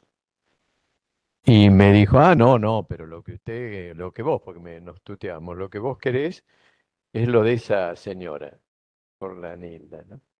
Vos querés ese sistema y nosotros lo que necesitamos es que nos atiendan bien. Esto está muy arraigado. Entonces, es necesario pensar. Yo creo que esta es la clave y para pensar es un ejercicio dinámico que hay que ejercitarlo con formación. Si uno escucha el otro día, un compañero que ustedes lo deben conocer de Córdoba, psiquiatra, está haciendo el curso del Consejo de Médicos para la especialidad. Había unas cerca de 50 personas, son 3 años. Entonces quería que yo le hablara de la Silvia Berman y de Héctor Seiya. Pero cuando entré en otros terrenos, como lo que demuestra la salud mental, que las cosas no son tan así, una sola persona dijo, eso me parece importante porque hay que tener mucho cuidado con esto que está pasando con los psicofármacos. Es tremendo lo que está pasando con los psicofármacos, ¿no? Hasta los organismos multilaterales de crédito se subieron a la campaña. ¿Se acuerdan cuando salió un funcionario diciendo que los argentinos tenían que tomar antidepresivos? Era de otro lado, y no lo decía porque sí. Cambiaron hasta el diagnóstico, donde se hacen los diagnósticos, bajando los niveles de clasificación para que entren más pacientes en los antidepresivos. Involucraron a los estudiantes de psicología, que nunca salían a la calle y se quejaban, en encuestas. Entonces había encuestas y con devolución. Se volvían con la devolución y decían, fulano, fulano y fulano en una familia. Se daba acá y en otros lados del mundo, ¿no? El fenómeno de que decían, ¿quién es fulano? Yo, ah, usted es depresivo. Ah, no sabía, dice el tipo. ¿Te das cuenta la manipulación hasta qué niveles puede llegar? ¿Te parece si damos un... Sí, sí. Quería decir, estamos entrando en el terreno si esto es punto de partida o estamos recordando nada más.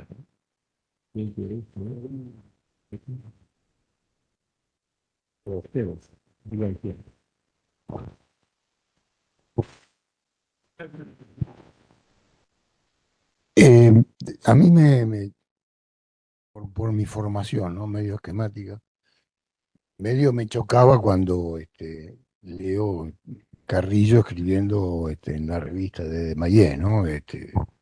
Sí, digo, esto no lo puedo leer. Digo que me chocaba fuertemente este debate o este intercambio casi respetuoso, digamos, ¿no? Amistoso con de Mayé. Claro. Bueno, creo que todos sabemos quién fue, bueno, un poco lo explicaba Gabriel, ¿no? De Mayé combatió, además de ser miembro de Vichy, ¿no? Del gobierno, combatió, fue uno de los últimos combatientes en Berlín contra las tropas soviéticas en el avance, ahí se retiró cuando ya estaban vencidas, ¿no? Es un fascista de armas llevar, un nazi aparece acá en la Argentina y bueno, se me ponían los pocos pelos que me quedan de punta. Digo, ¿cómo este tipo va a compartir algo con él, no? Bueno, y esto se suma hoy justo leyendo, preparando un poco la reunión de hoy, sale en página, no sé si lo vieron, en la parte de Buenos Aires, un acto del 9 de julio del 45 con Farrell y Perón, atrás un gran águila, no era un águila, un cóndor, portabanderas y toda una escenografía bien nazi, ¿no? Que era la expresión de lo que estaba pasando en ese momento. Y bueno, obviamente la consideración, estos tipos son nazis, ¿no? Son fascistas. Entonces lo que me queda de lo que estamos discutiendo, ¿no? Lo nuevo, lo que me sacude las neuronas es esto, ¿no? Cómo buscar la verdad entre las distintas cosas, ¿no? Entre por ahí revolviendo esas cosas que son casi desperdicios, ¿no? Según encontrando joyitas de oro y releyendo esto que escribe Carrillo, cuando él habla de la felicidad, dice, el Estado no es el vendedor de la felicidad, es el que patrocina o el que promueve el bienestar. La felicidad tiene que, digamos, el que genera las condiciones para que los seres humanos puedan acceder a las condiciones. Y creo que lo que nos falta, un poco Mario estaba en esta preocupación, es esto, ¿qué significa la ciencia de gobierno, ¿no? Es decir, ¿cómo juntamos esto? A mí Floreal Ferrara me contó parte de la historia cambiada, ¿no? Con Evita entre el ministerio y la fundación. Decía él que esa era la... Claro.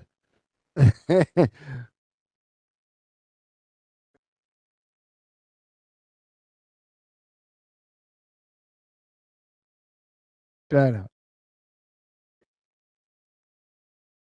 claro,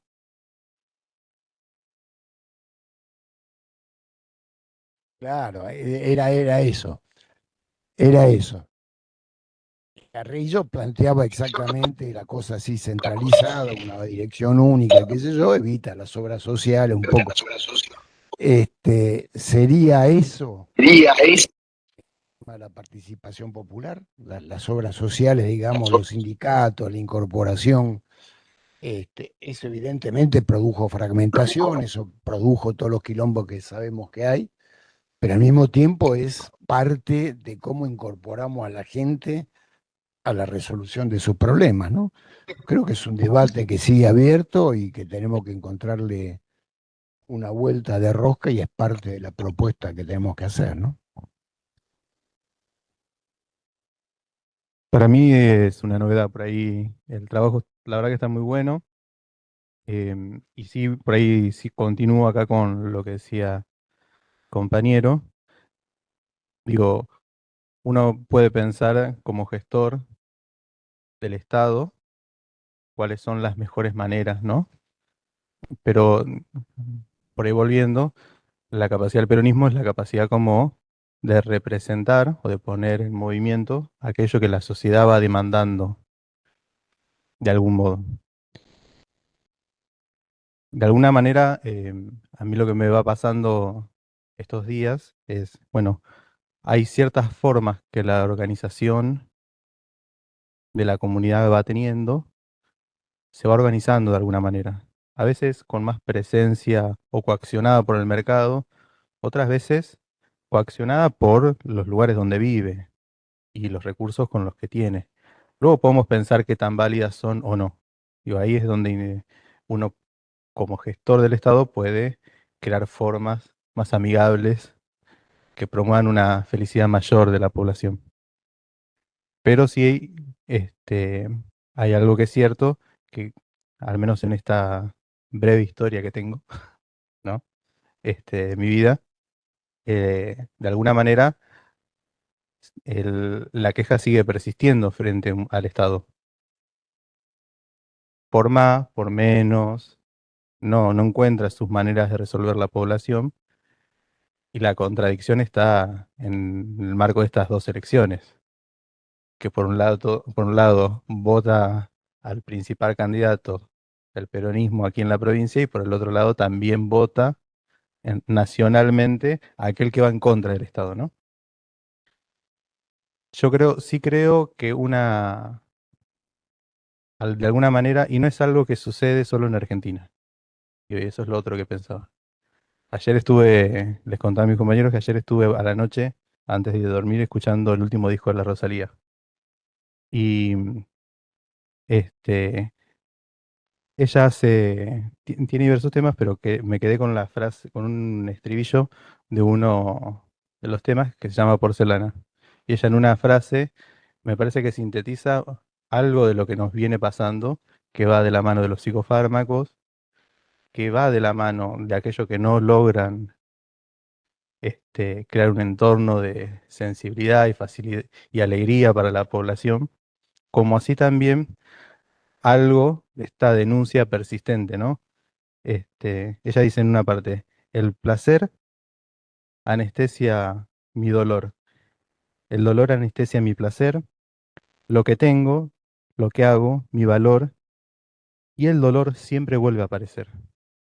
Y me pareció como sumamente sintético, ¿no? Digo, estamos en un momento donde sin duda no podemos nosotros ser reproductores de la queja, sino de alguna manera cómo es posible alojar esa queja y transformarla en medios posibles donde las personas puedan proyectar futuro, vivir un entorno de alegría distinto, ¿no? Digo, generar una esperanza posible. En medio del dolor, ¿cómo uno le puede proveer algún horizonte si no es a través de una esperanza?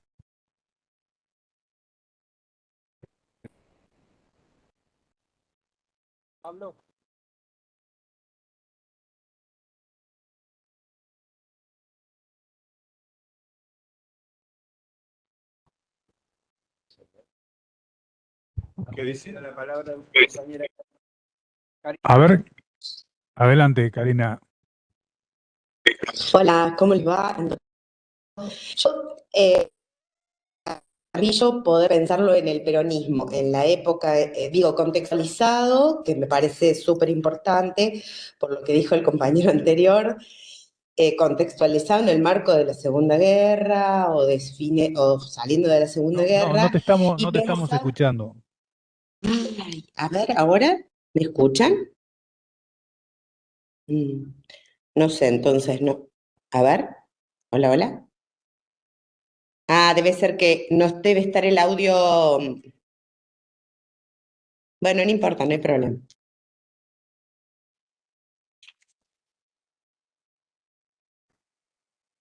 No te podemos escuchar. Por ahí sí, si podés escribir en el chat.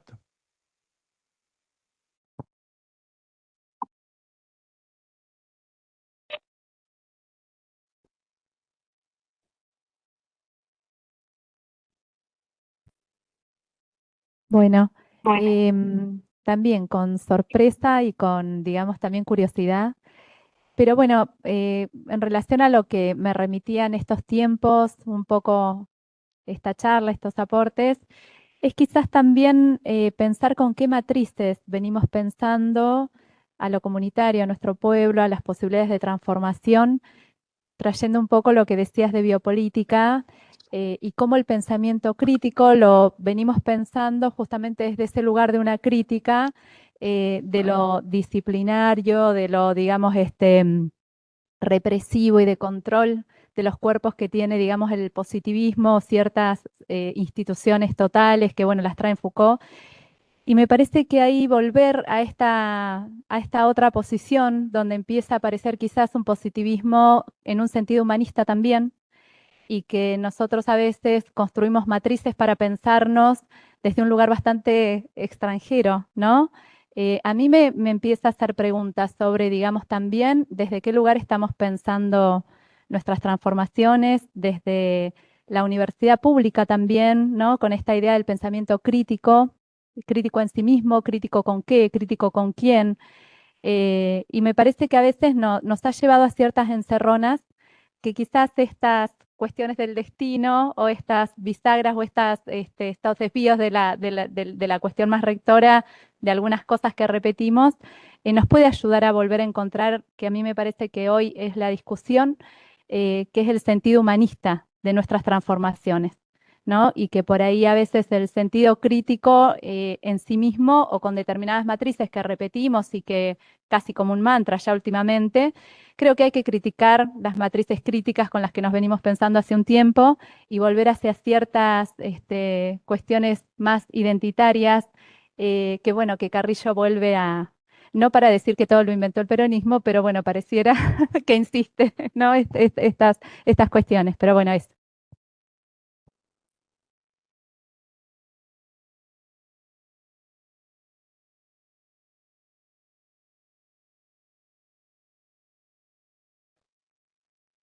¿Querés probar, Karina?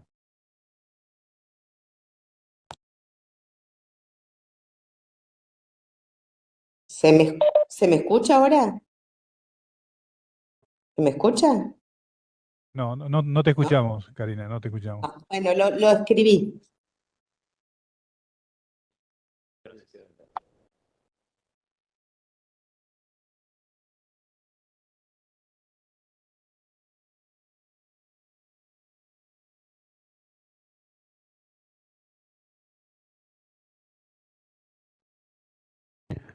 A ver, ¿alguien más puede abrir el micrófono? A ver si es un problema de la compañera del micrófono o es en general de acá. No se escucha. Si alguien más puede hablar de los que están conectados.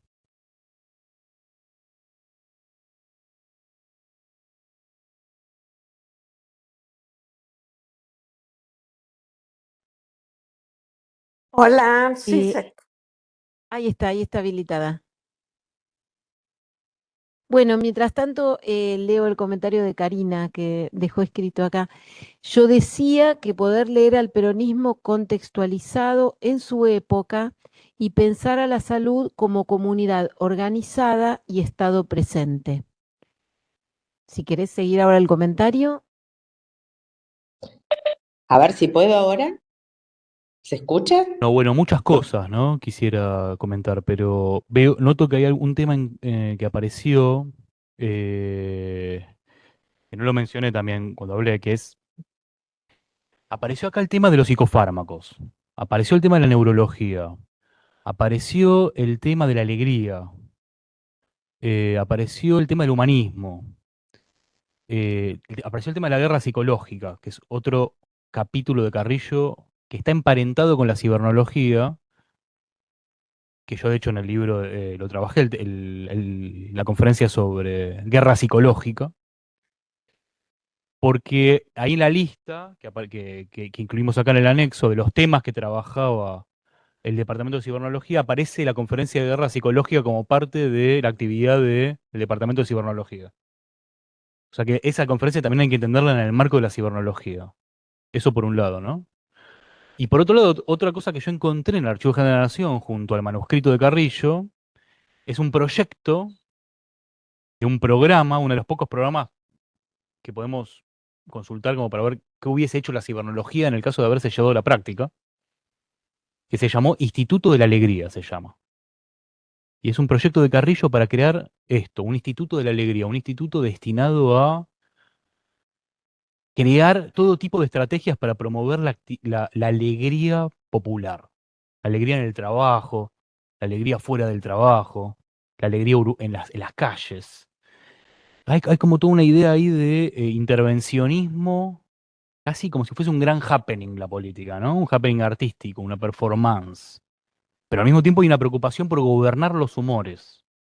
También lo que le preocupa a Carrillo es gobernar el humor de la población. Hay una idea ahí psicopolítica, incluso podríamos decir, no solo biopolítica, y que se emparenta con la idea con todo lo que él trabaja en la conferencia, que les recomiendo que la lean, esa está entera online, sobre guerra psicológica. Es una gran preocupación sobre cómo gobernar el humor de un ejército en el marco de una guerra y de la población civil. Y la cibernética, a su vez pienso en la cibernética en este sentido, porque la cibernética está muy, hoy en día lo estamos viendo más que nunca, ¿no? Está muy relacionado con el gobierno de los humores, con cómo todo el tiempo el humor hoy en día está tan capturado por las pantallas, ¿no? La atención y los humores en general, los algoritmos, ¿no? Eh, y otra cosita más anecdótica sobre relación Perón-Carrillo. Tal es el desconocimiento que quedó acerca de la cibernología, acerca de lo que era la cibernología, que hay una entrevista a Perón Perón en el exilio, que él habla muy bien de Carrillo, habla con mucho cariño de Carrillo, y en un momento dice, a Carrillo le encantaba hablar de cibernética, siempre me hablaba de cibernética. No dice cibernología, dice cibernética. O sea, ni Perón parece haber entendido del todo lo que era la cibernología.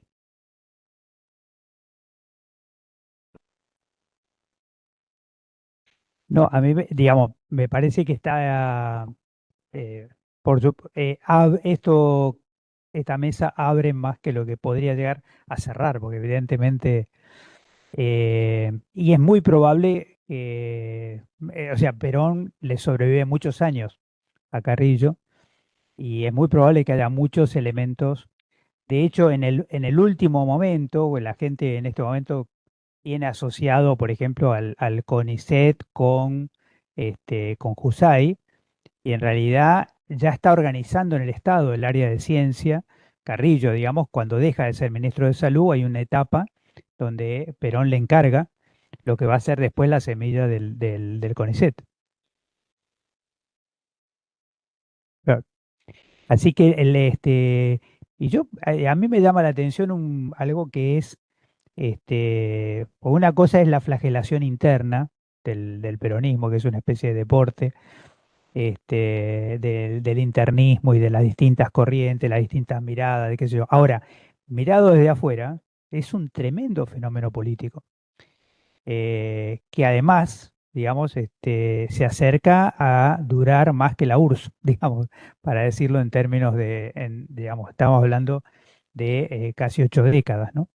Entonces, em, quizá el secreto no está en alguna de las vertientes o en alguna de las miradas internas, sino en la capacidad de procesar las tensiones entre esas miradas, eh, que sigue siendo, y a pesar, digamos, de la comunidad organizada, y a pesar de si es comunidad organizada, si es pueblo, si es Estado, si es un Estado más paternalista, si es un Estado social, a pesar de esto, hay una forma de tramitar esas tensiones y esas miradas que lo está colocando, digamos, en la tercera década del siglo XXI. En un punto, ¿no? Para mí no es un tema menor que cuando Donald Trump va a ridiculizar a una oponente, saque un meme disfrazándola de Evita, ¿no? O sea, ¿cómo es que el peronismo se logró meter en la interna política entre demócratas y republicanos? Entonces, el problema fundamental en esta etapa es que el peronismo, a diferencia, digamos, en la mirada de Estados Unidos y de las ultraderechas, donde la idea misma de comunismo no es una amenaza porque es inviable, luego, digamos, la única política no va a venir por ahí. Primero, hay que disfrazar a todo de comunismo, digamos, incluso al peronismo, para que la gente entienda. Pero en definitiva, digamos, el peronismo es una construcción política que evidentemente resistió el tiempo en buena medida, digamos, por este tipo de dispositivos. Cuando uno piensa el tema de gobierno, digamos, uno puede decir, no es una metáfora cualquiera la de un barco, digamos. O sea, el arte de un capitán que se va a tirar al medio del mar, digamos, con 300 tripulantes, para que no haya un motín a bordo, digamos, debe haber una ciencia en eso, debe haber un arte, debe haber una capacidad de conducción. Y, digamos, y los cursos que Perón seguía dando vinculados a conducción, digamos, tenían una impronta de esos debates con Carrillo, aunque no iba a mencionar cibernología probablemente como adjetivo.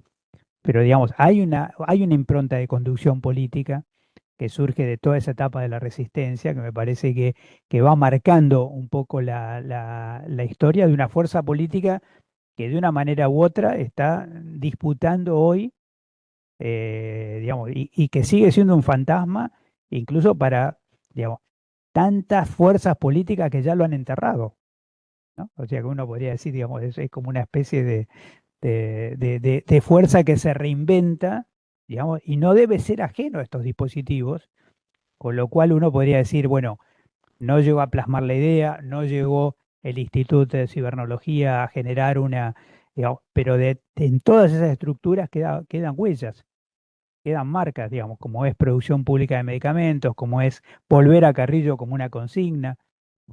Hay algo, me parece, que nosotros podemos poner en perspectiva en el ahora, incluso en las formas que uno imagina, porque digamos, siguen los pronósticos de que todo va a estallar y que finalmente, digo, bueno, finalmente yo, digo, de que tengo uso de razón, finalmente el peronismo va a desaparecer, ¿no? Pero es un finalmente que no ocurre nunca. Entonces hay algo que debe ser que pongámonos a estudiar cómo resiste más que las amenazas que tiene. Y yo creo que tiene que ver con esta etapa, que son etapas absolutamente fundantes y de un nivel de inclusión, porque el propio Carrillo lo dice, digamos, y ahora estaba viendo en el texto, incluso dice, tal vez el concepto biopolítica no lo inventé ni yo ni él, ¿no? Lo dice, o sea, quizá alguien descubra en un momento dado que ya se usaba antes, ¿no? Así que evidentemente hay una noción, casi diría, de la dialéctica que le permite llegar a esa humorada, digamos, como decir, estoy peleando, pero al mismo tiempo digo que por ahí esta pelea es inútil, digamos.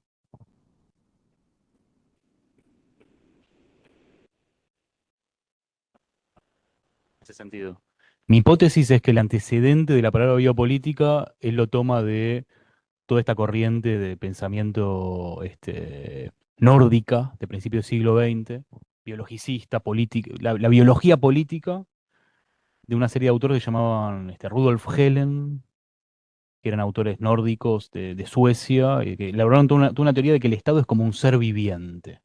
Y hay que abordar al Estado como si fuese un ser viviente, ¿no? De ahí viene toda la teoría del espacio vital también, que es un concepto que Carrillo utiliza también en sus escritos ciberneológicos. La idea de espacio vital, que es una idea que viene del nazismo, que el nazismo la incorporó muy fuertemente.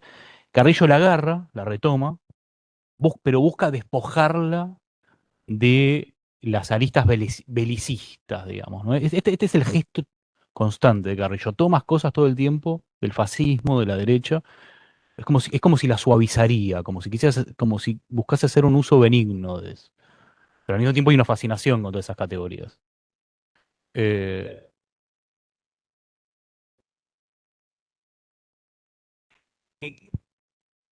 No, como comentabas que, bueno, el libro lo escribió Carrillo en 1950.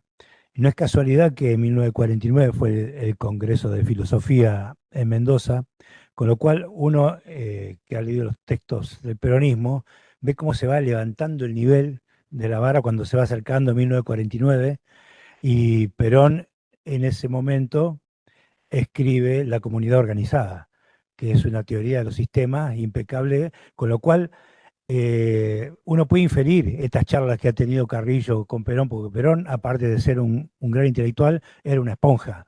Y la primera esponja la tuvo de Forja. Uno toma las tres banderas del peronismo: soberanía política, independencia económica, justicia social, son banderas de Forja que la incorpora el peronismo. Entonces, no es casualidad que el concepto de kibernéticos, ¿no? Griego, del timonel, lo haya tomado en la conducción política. Cuando escribió la conducción política ya manejaba estos conceptos y ahora, viendo lo que vos comentabas en la charla, bueno, empieza a caer toda la ficha, claro. La cosa vino por acá y desembocó en 1949 en el Congreso de Filosofía. Breve apostilla sobre el Congreso de Filosofía. Algo muy interesante que van a encontrar al final del manuscrito de la introducción a la ciberneología es que Carrillo se muestra en contra del existencialismo, de la filosofía existencialista. Hay como incluso una referencia irónica a Heidegger, y dice, los existencialistas están siempre angustiados, ¿no? Pensando, viven en un mundo de sombras, de angustia, de duda ante la existencia. Y ese es un poco como que se burla de eso, ¿no? Y es muy interesante porque esa es la época del existencialismo, la época en que él escribe, en que está de moda el existencialismo. Y de hecho en el Congreso de Filosofía se discute mucho el existencialismo, digamos, más bien en contra, ¿no? Señalar modestamente la enorme importancia política que tiene este aporte. Nosotros veníamos ya cansando con el Carrillo de los hospitales, de las epidemias, del gobierno. Este rol de Carrillo tratando de constituirse como un intelectual realmente importante y planteando la necesidad del estudio para la ciencia del gobierno de un país me parece absolutamente central para la etapa que estamos viviendo, donde hay tantas necesidades de poner puntos programáticos para la salida de esto. Todo lo bueno tiene un tiempo acotado y a las 6 pensamos más o menos cerrar y la verdad es que cerrar es una forma de decir, vuelvo a repetir, digamos, no veo la forma de que un tema como el que abrimos hoy tenga cierre. Me parece que se enriquece esta escuela con esta mirada, esta perspectiva, poder trabajar por adentro de este aporte es una conexión histórica que nos enriquece también un poco para esta idea también de deconstruir, ¿no? Podría decir una cibernología siglo XXI seguramente tiene dimensiones nuevas que poner en el juego, tiene que ver con Big Data, tiene que ver con inteligencia artificial, tiene que ver con muchas cosas, pero evidentemente la tecnología está jugando dentro del total del armado político, son armas nuevas y uno no puede quejarse de que el otro hace trampa, digamos, para decirlo así. En política está esta lógica, yo no mando en mí, el otro manda en mí. Si el otro cambia la regla de juego, de alguna manera hay que estudiarlo, si no nos quedaremos enojados porque los españoles trajeron la pólvora, el caballo y el acero e hicieron trampa. Digamos. Porque si hubiera sido con flecha le hubiéramos ganado, digamos. Bueno, yo les agradezco enormemente, vuelvo a repetir que es un orgullo para la escuela tener la presencia de ustedes y este material, que estoy seguro que va a ser un material también para seguir masticando, discutiendo, y nos quedamos de alguna manera en deuda con la posibilidad de intercambiar. Este es, entre otras cosas, este edificio también es la biblioteca histórica del Ministerio de Salud de la provincia. Acá hay materiales de la época de Bocalandro, acá hay materiales digamos, incluso el libro más viejo que tiene esta institución es del año de la Asamblea del año 13, o sea, hay un libro de 1813, atrás nuestro hay colecciones enteras de Santé Publique, porque era la época en que la salud pública solo se escribía en francés.